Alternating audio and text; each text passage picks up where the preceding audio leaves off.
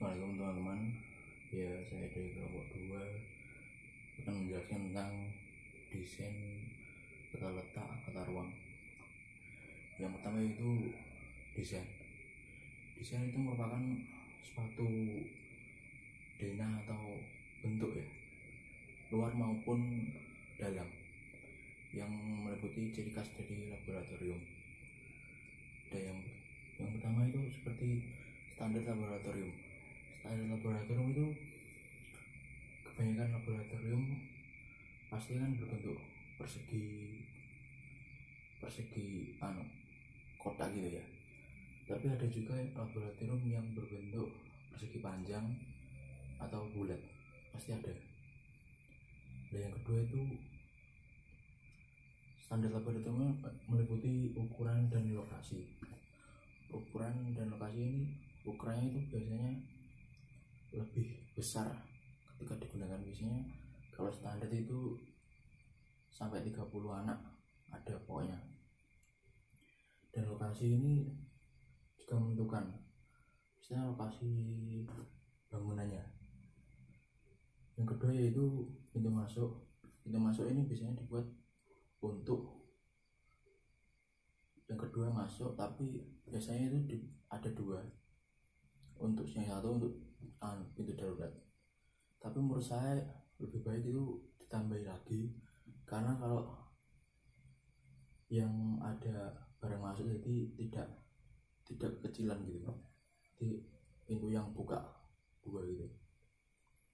Yang selanjutnya itu ventilasi. Ventilasi ini mengaruhi kinerja pada saat kita di lab. Karena apa? Walaupun ada AC-nya, tapi kalau ventilasinya kecil itu kan pengap, itu juga mempengaruhi kinerja kita saat di lab. Dan selanjutnya itu standar ruang persiapan. Standar ruang persiapan ini digunakan untuk biasanya saat kita masuk lab pakai jas lab gitu, dan juga tempat-tempat untuk menyimpan barang-barang seperti barang untuk persiapan untuk kita praktikum, dan juga alat-alat yang diperbaiki. Yang standar ruang persiapan ini meliputi ukuran dan lokasi. Ukuran dan lokasi ini seharusnya bisa menampung untuk misal kalau barang-barang lab ada yang rusak, ada yang perbaiki, bisa menampung di situ. Dan untuk alat-alat yang lainnya seperti penyimpanan. Yang selanjutnya itu adalah peralatan. Peralatan ini biasanya terdapat di ruang persiapan. Jadi di sana harusnya lebih luas lagi agar tertata rapi dan mudah dilihat.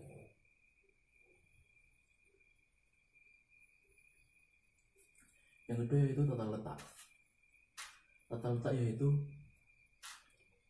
memaksimalkan penggunaan peralatan. Ya, jadi itu tadi. Kita harus bisa membuat lokasi laboratorium seperti dengan aman, agar supaya kita bisa enjoy lah kalau kita sedang praktikum. Yang kedua yaitu memberikan keamanan dan kenyamanan. Ya, jadi di laboratorium itu harusnya steril ya, karena di sana kan ada AC. Steril dan nyaman agar kita saat menjalankan praktikum itu tidak gimana gitu. Yang selanjutnya itu memberikan hasil yang maksimal. Jadi saat memberikan hasil maksimal ini adalah saat kita menjalankan misalkan mau tes ya, tes apa gitu, jadi kita lebih mudah. Yang selanjutnya, yang terakhir, mempermudah pengawasan. Adapun saat kita mengawasi misal orang lain praktikum, kita mudah tanpa harus memikirkan misal ada kotoran atau ada apa gitu, kan sudah aman, nyaman, safety ya. Yang selanjutnya itu tata ruang. Tata ruang ini dibagi menjadi dua, ruang tetap dan ruang tidak tetap. Yang ruang tetap, letak ruangannya lebih jauh, letak ruangan lebih jauh dari sumber air ya. Karena apa? Karena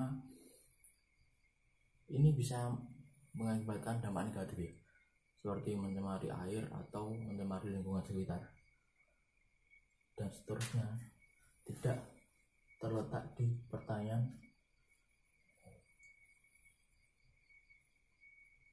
maksudnya tidak terletak di pertanian ini, jadi jauh dari lingkungan pedesaan gitu. Karena ini juga bisa mengakibatkan dampak negatif bagi masyarakat kalau kita terletak di sini. Yang selanjutnya memiliki saluran pembuangan air. Karena apa?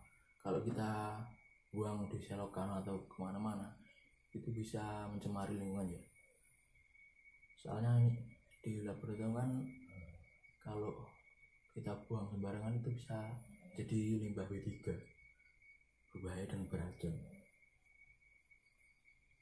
Jadi sebaiknya kita buat sapi tank gitu. Ruang tidak tetap ini bisa ini beda sama ruang tetap ya. Kalau ruang tetap itu ruangnya ada bangunan, labnya di dalam bangunan itu. Tapi kalau ruang tidak tetap ini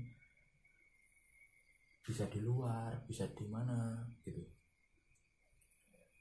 Ruang tidak tetap ini meliputi meja ini kan bisa diangkat sama teman-teman gitu, ataupun saat mengajar, bukan bosan di ruangan, di luar coba praktikum baru gitu.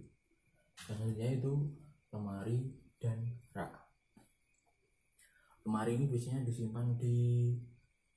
disimpan untuk percobaan, biasanya kayak pengawetan atau zat-zat gitu.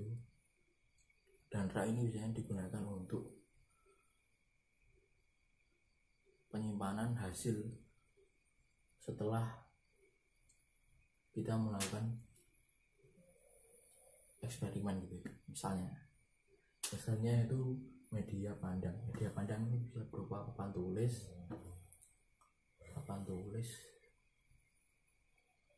layar proyektor bisa, lalu apa ya, dan mungkin masih banyak lagi ya. Itu tadi sekian sedikit materi dari saya. Tapi setelah video ini akan dijelaskan oleh teman-teman saya yang lebih rinci lagi. Baik, assalamualaikum warahmatullahi wabarakatuh. Desain laboratorium. Berdasarkan Peraturan Pemerintah Republik Indonesia Nomor 19 Tahun 2005 tentang Standar Pendidikan Nasional, Pasal 42 Ayat 2 menyatakan bahwasannya setiap sekolah diwajibkan untuk memiliki laboratorium guna menunjang proses pembelajaran yang teratur dan berkelanjutan. Di Indonesia saat ini, setiap sekolah telah memiliki laboratorium, namun tidak banyak sekolah yang telah memenuhi standar laboratorium yang ada. Hal tersebut bisa dipengaruhi dari beberapa hal. Contohnya yaitu kurangnya anggaran ataupun minimnya lahan yang ada. Nah, desain laboratorium ini didesain untuk memenuhi keamanan dan kesehatan kerja bagi orang-orang yang bekerja di laboratorium tersebut, di mana di dalam laboratorium itu terdapat bahan-bahan kimia dan bahan-bahan biologi yang memiliki sifat berbahaya yang saat itu sedang digunakan di laboratorium. Maka keamanan dan keselamatan kerja menjadi prioritas utama di sini. Selanjutnya yaitu standar laboratorium. Standar yang berlakukan di Inggris yaitu di mana setiap ruangan laboratorium berukuran 3 meter persegi digunakan untuk 1 orang. Sehingga untuk 30 orang dalam satu ruangan, maka luas ruangan tersebut yaitu 90 meter persegi dengan rasio perbandingan 1:0,8 atau 1:1. Menurut Departemen Pendidikan Hong Kong, di sana mewajibkan laboratoriumnya dalam bidang sains untuk memiliki ukuran 120 meter persegi atau dengan minimal lebar dari 7 meter di setiap sisinya. Nah, laboratorium di sini diusahakan untuk tidak memiliki pilar tiang atau tiang ya di tengah untuk tidak menghalangi pandangan baik siswa maupun guru. Yang kedua yaitu pintu masuk. Pintu masuk di sini dianjurkan atau sebaiknya memiliki 2 pintu masuk yang berlokasi di ujung ruangan. Dan salah satu pintunya diusahakan untuk memiliki 2 daun pintu. Hal ini bertujuan untuk memudahkan akses keluar masuknya peralatan laboratorium yang berukuran besar. Ventilasi. Ventilasi di sini berkaitan dengan proses penelitiannya. Saat udara itu tidak stabil, maka akan mempengaruhi hasil dari penelitian tersebut. Prinsip dasar dari ventilasi ini adalah jumlah udara yang masuk ke dalam laboratorium harus sama dengan udara yang keluar dari laboratorium. Selanjutnya yaitu standar ruang persiapan. Ruang persiapan ini berfungsi untuk mendukung kegiatan praktikum berupa menyiapkan alat dan bahan yang akan digunakan dalam kegiatan praktikum, pemeliharaan dan perbaikan peralatan laboratorium, serta untuk menyiapkan alat-alat maupun bahan yang akan digunakan. Apabila ruangan laboratorium memiliki ukuran yang minimal, maka ruangan ini bisa digunakan untuk penyimpanan alat dan bahan laboratorium tersebut. Ruang persiapan ini dianjurkan untuk memiliki ukuran yang sangat memadai, di mana rekomendasi ukuran untuk ruang persiapan ini yaitu 0,5 meter persegi per siswa, di mana 30% digunakan untuk area kerja, 40% untuk ruang penyimpanan alat dan bahan, 30% untuk sirkulasi. Dalam penempatan desain atau ruang persiapan ini ada beberapa aspek yang diperhatikan. Yang pertama yaitu jika ruang laboratorium ini terdapat satu, maka ruangan persiapan harus berada di dekat laboratorium tersebut, baik di samping maupun di belakang ataupun di depan. Yang kedua yaitu jika laboratorium terdapat dua ruangan atau lebih, maka ruang persiapan ini dianjurkan atau disarankan untuk berada di tengah-tengah ruangan tersebut. Jadi jarak satu dengan yang lainnya itu sama dengan menuju ruangan persiapan tersebut. Nah, di sini ada beberapa gambaran atau semacam desain ruangan. Untuk di sini di gambar 2.1 ini tentang Dinas Laboratorium Fisika yang digunakan di Hong Kong. Sedangkan yang satunya ini laboratorium kimia yang digunakan di Hong Kong juga. Sekian mungkin materi desain laboratorium, akan dilanjutkan oleh teman saya untuk materi selanjutnya. Ini saya akan melanjutkan penjelasan dari teman saya mengenai tata letak laboratorium. Yang pertama, pengertian tata letak peralatan laboratorium adalah suatu bentuk usaha pengaturan penempatan peralatan laboratorium sehingga laboratorium tersebut memenuhi persyaratan untuk beroperasi.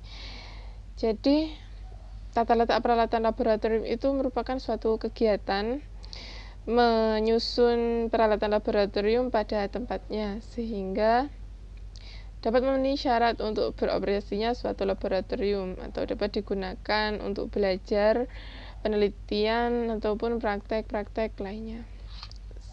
Selanjutnya, pada dasarnya laboratorium itu merupakan suatu bangunan yang berada di suatu sekolah yang sangat berharga karena di dalamnya menyimpan alat-alat yang cukup mahal dan sangat rentan akan kerusakan. Jadi terdapat beberapa pertimbangan dalam penempatan laboratorium sekolah. Pertimbangan yang pertama berdasarkan golongan atau family method. Maksudnya botol-botol bahan laboratorium disusun berdasarkan klasifikasi sistem periodik. Contohnya golongan alkali, itu di dalamnya terdapat alkali tanah dan lain-lain. Selanjutnya pertimbangan yang kedua secara kelompok atau group method. Botol-botol bahan laboratorium disusun berdasarkan urutan dan analisis kualitatif. Contohnya perak hitam dan garam-garam merkuri dikelompokkan jadi satu. Selanjutnya tujuan tata letak laboratorium. Jadi tadi tata letak laboratorium itu kan merupakan suatu kegiatan. Jadi kegiatan tersebut memiliki tujuan. Yang pertama, mengurangi hambatan dalam upaya melaksanakan suatu pekerjaan yang menjadi tanggung jawab pengguna laboratorium. Kedua, memberikan keamanan dan kenyamanan bagi pengguna atau pekerja ataupun operator. Ketiga, memaksimalkan penggunaan alat. Atau keempat, memberikan hasil yang maksimal dengan pendanaan yang minimal. Yang terakhir, mempermudah pengawasan. Jadi dengan adanya tata letak laboratorium itu kan tadi tata letak laboratorium itu menempatkan suatu alat pada tempatnya. Jadi mengurangi hambatan ataupun suatu masalah ataupun suatu hambatan dalam melaksanakan pekerjaan yang menjadi tanggung jawab kita sebagai pengguna laboratorium. Kemudian otomatis memberi keamanan dan kenyamanan dengan disusunnya alat-alat laboratorium sesuai perincian, sesuai dengan rapi, itu memberi kita kenyamanan dalam menggunakan alat tersebut. Kemudian mempermudah memaksimalkan penggunaan alat, itu otomatis ya. Selanjutnya mempermudah pengawasan. Jadi dengan disusunnya alat-alat laboratorium itu dengan rapi, itu mempermudah kita dalam pemantauan kita terhadap alat-alat laboratorium. Selanjutnya prinsip dalam menyusun peralatan laboratorium. Yang pertama, mudah dilihat, mudah dijangkau, aman untuk alat. Yang terakhir, aman untuk dipakai. Selanjutnya, beberapa hal lain yang harus diperhatikan dalam penyimpanan dan peletakan alat praktikum. Jadi, yang pertama, jenis bahan dasar penyusun alat tersebut. Dengan diketahuinya bahan dasar dari suatu alat, maka dapat diketahui pula cara penyimpanan alat tersebut. Alat yang terbuat dari logam tentunya harus dipisahkan dari alat yang terbuat dari gelas, kaca, atau porselen. Dalam penyimpanan dan penataan alat, aspek bobot atau massa benda juga harus diperhatikan. Terakhir, janganlah menyimpan alat-alat berat di tempat yang tinggi agar mudah diambil dan disimpan kembali. Jadi, selain tujuan, kemudian prinsip-prinsip, terdapat hal-hal lain yang harus diperhatikan dalam penyimpanan dan peletaan alat praktikum. Jadi, suatu alat praktikum itu diletakkan berdasarkan bahan penyusunnya. Bahan penyusunnya itu terbuat dari apa? Terbuat dari kayu, kaca, ataupun dari logam. Jadi dengan kita mengetahui bahan tersebut terbuat dari apa, maka kita juga dapat mengetahui alat tersebut hendaknya disimpan ataupun diletakkan di mana. Kemudian dalam penyimpanan dan penataan aspek bobot atau massa benda juga harus diperhatikan. Janganlah menyimpan benda yang berat-berat, yang massanya cukup berat di tempat yang tinggi. Karena selain kita kesulitan dalam mengambil ataupun menyimpannya, suatu alat praktikum yang cukup berat itu nanti kalau jatuh jika ditempatkan yang tinggi itu juga merugikan pengguna. Mungkin cukup itu yang dapat saya sampaikan. Materi selanjutnya akan disampaikan oleh rekan saya. Terima kasih.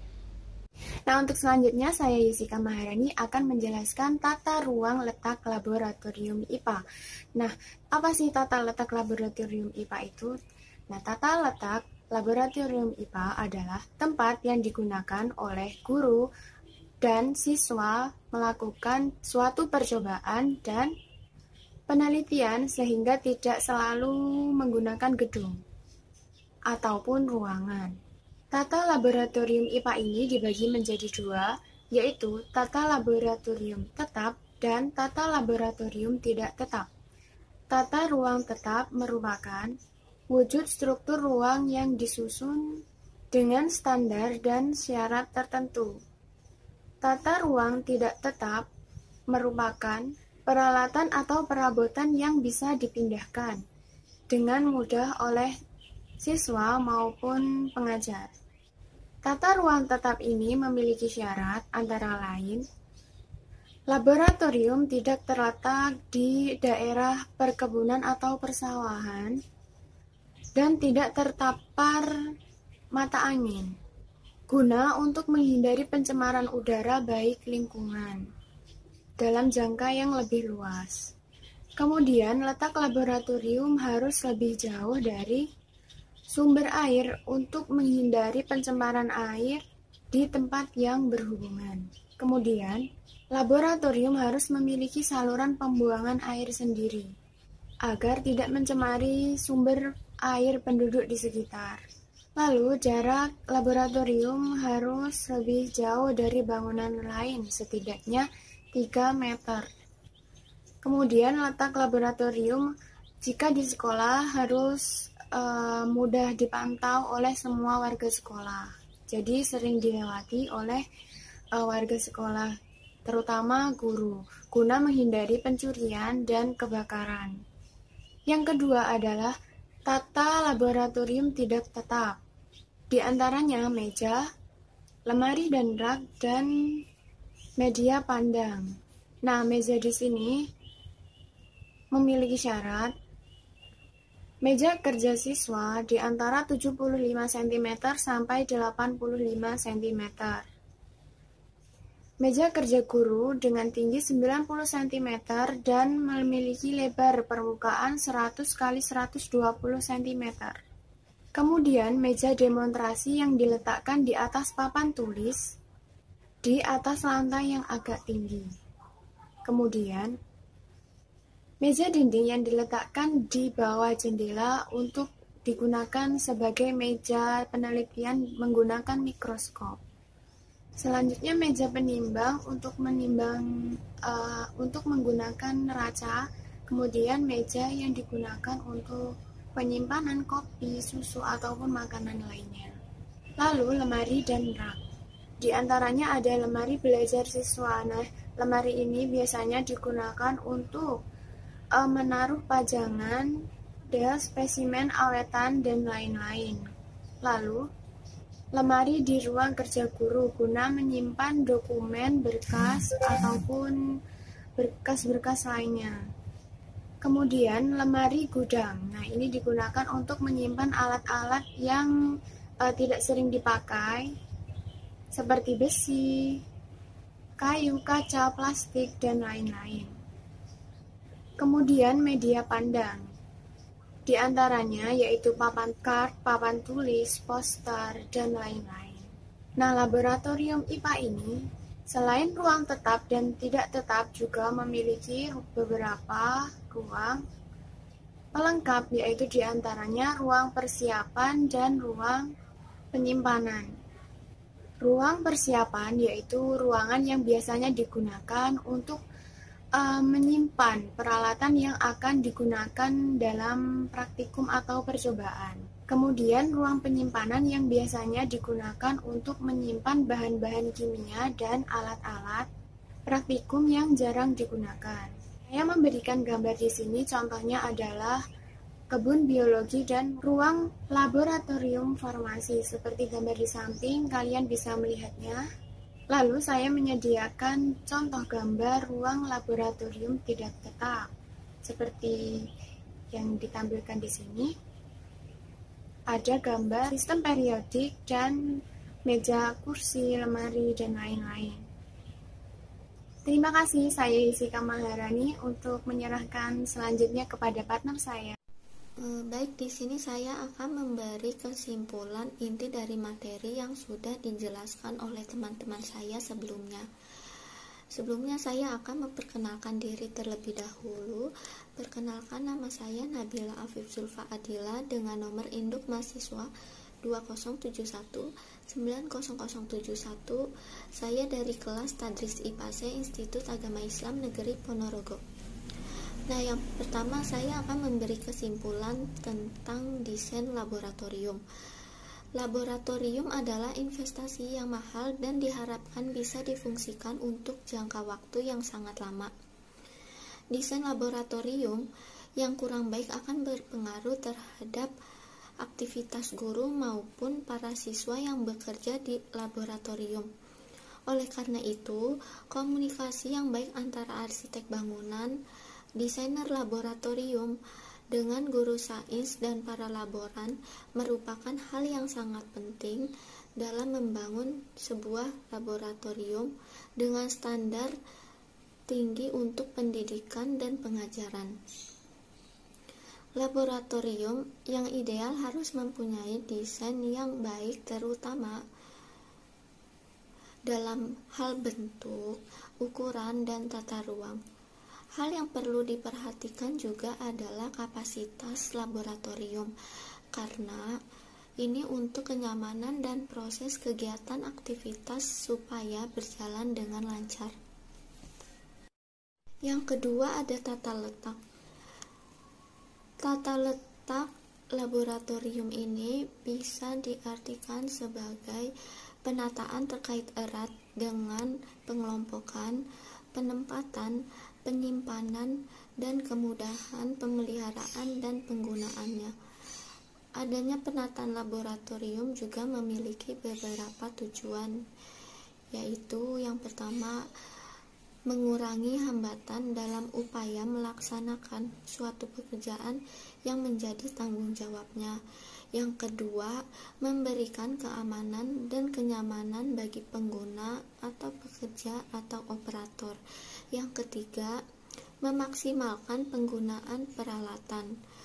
Yang keempat, memberikan hasil yang maksimal dengan pendanaan yang minimal.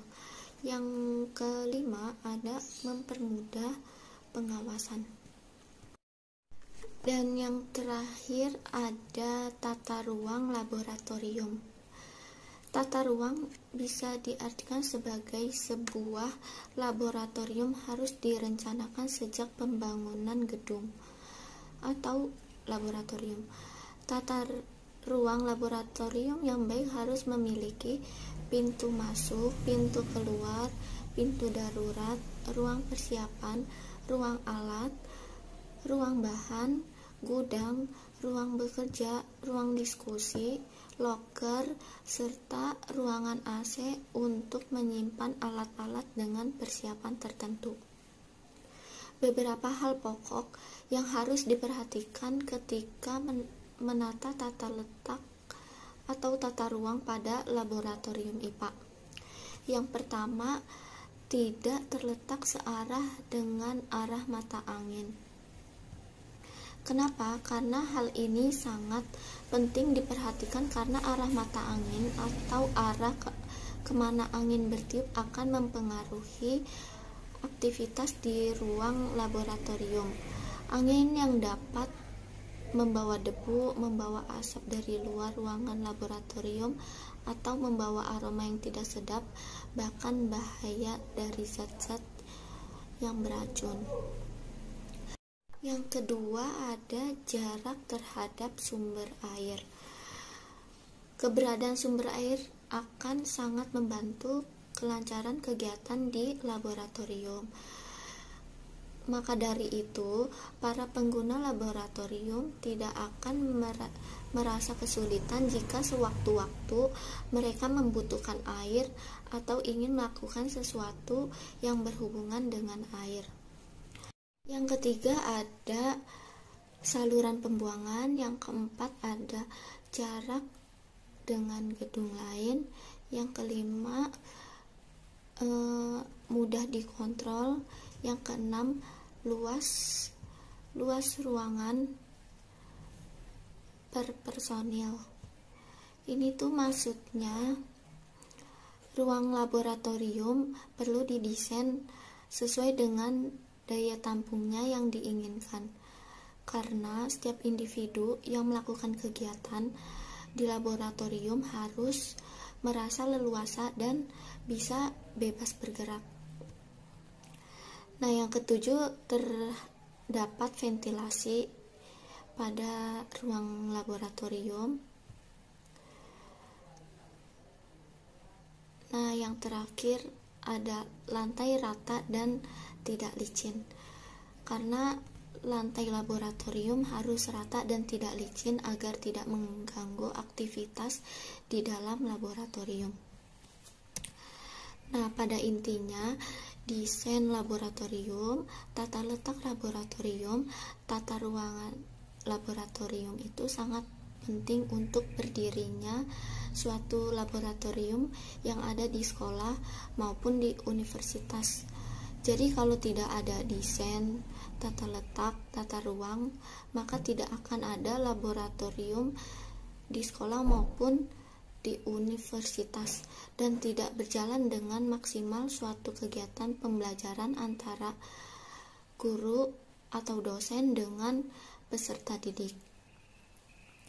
Kegiatan laboratorium akan mampu mendorong siswa atau mahasiswa berpikir kritis, mampu memecahkan masalah, dan mampu memahami materi dengan baik apabila kegiatan-kegiatan yang diselenggarakan di laboratorium.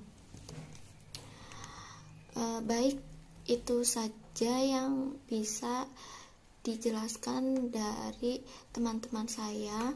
Apabila ada kurang lebihnya mohon maaf. Wassalamualaikum warahmatullahi wabarakatuh.